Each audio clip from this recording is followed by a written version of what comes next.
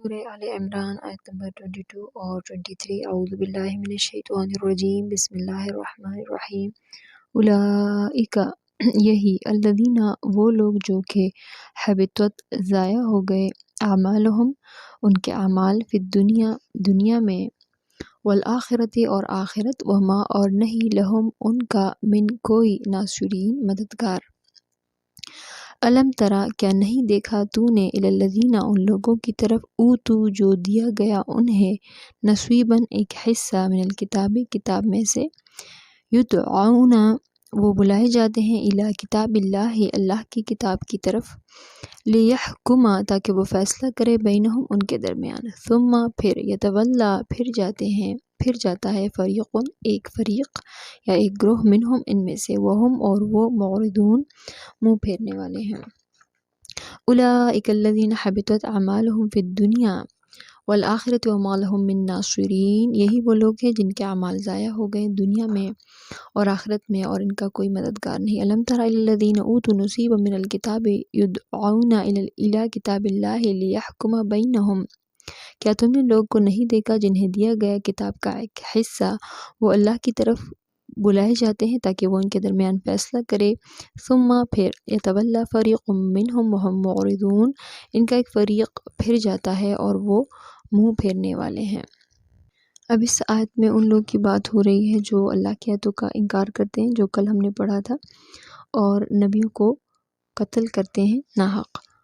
تو روایات سے معلوم ہے کہ ان بنی اسرائیل نے 43 پیغمبر مارے تھے، اور بنی اسرائیل کے علماء حکومت کے ساتھ مل جاتے تھے، انہیں حکومت سے ان کو پیسے ملتے تھے باقاعدہ، اور ان علماء کو جب پیغمبر سیدھا راستے کا بتاتے تو یہ علماء حکومت کے لوگوں کے ساتھ مل کر ان پیغمبروں کو شہید کر دیتے تھے، اور اسی طرح عیسیٰ علیہ السلام کو انہوں نے جو ہے حکومت کے ذریعے پھانسی دینے کی کوشش کی۔ وہ الگ بات ہے کہ اللہ نے ان کو بچا لیا۔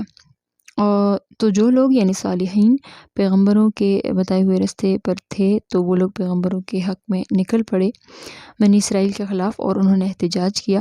تو ان صالحین میں سے 170 جو ہے ان کو مارا گیا۔ بنی اسرائیل نے نہ صرف پیغمبروں کو بلکہ پیغمبروں کے ماننے والوں کو بھی مار دیا تھا۔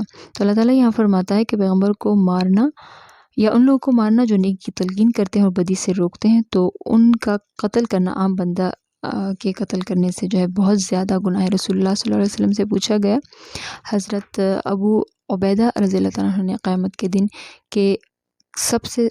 دن سب سے سخت ترین عذاب کس کی ہوگی؟ تو رسول اللہ صلی اللہ علیہ وسلم نے فرمایا، جس نے پیغمبر کو قتل کیا، یا اس کو قتل کیا جو نیکی کی بات کرتا ہو اور بدی سے روکتا ہو۔ تو اس طرح کے لوگوں کے اعمال دنیا میں بھی ضائع ہو جاتے ہیں، اور آخرت میں بھی اللہ پاک ان کو عذاب دے گا۔ پھر آیت نمبر 23 میں اللہ پاک یہاں پر جو ہے ایک واقعے کی طرف اشارہ ہے، الم تر الی الذین، توریت میں یہ بات تھی کہ شادی شدہ مرد یا عورت اگر زنا کرے تو ان کی سزا رجم ہے، یعنی سنگسار کرنا ہے، پتھر مارنا ہے۔ سزا صرف غریب کے لیے ہوتی تھی، مگر جو مالدار ہوتا تھا وہاں پہ تو ان کے لیے کوئی ایسا رول نہیں ہوتا تھا۔ تو انہوں نے یہ قانون بنا دیا کہ جو کوئی زنا کرے تو اس کو صرف گدھے پر سوار کر کے، اس کا منہ کالا کر کے، اور پورے شہر میں گھمائیں گے اس کو، تو سزا یہ کافی ہے صرف۔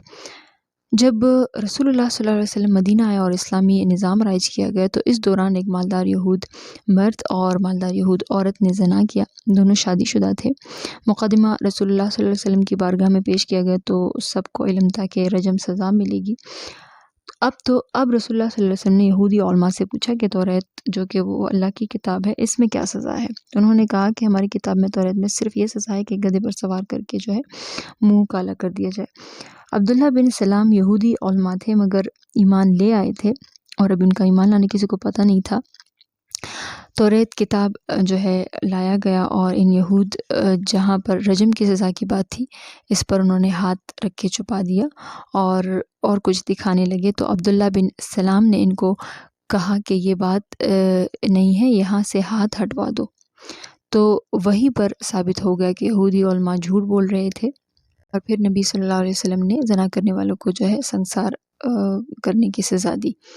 تو اللہ رب العالمین فرماتا ہے کہ یہ لوگ بھی تو توریت کے عالم تھے، مگر جب ان کو فیصلہ کرنا تھا تو ٹھیک ہے قرآن نہیں مانتے تھے، توریت تو مانتے تھے نا، تو توریت میں بھی رجم کی سزا جو ہے وہ آیت چھپا دی انہوں نے۔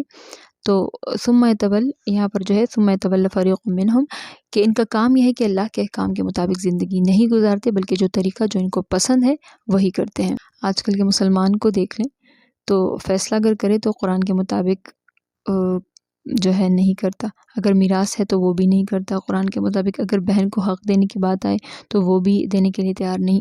شادی بیاہ کے رسومات دیکھ لیں تو ہم کچھ احکام ادا کرتے ہیں اور کچھ کا کہتے ہیں نہیں نہیں یہ ہمارے بس کی بات ہی نہیں ہے۔ حق تو یہ ہے کہ مسلمان اللہ تعالیٰ کے قانون کے مطابق زندگی گزارے۔ اللہ پاک مجھے اور آپ سب کو نیکی کی ہدایت دے۔ صدق اللہ العظیم۔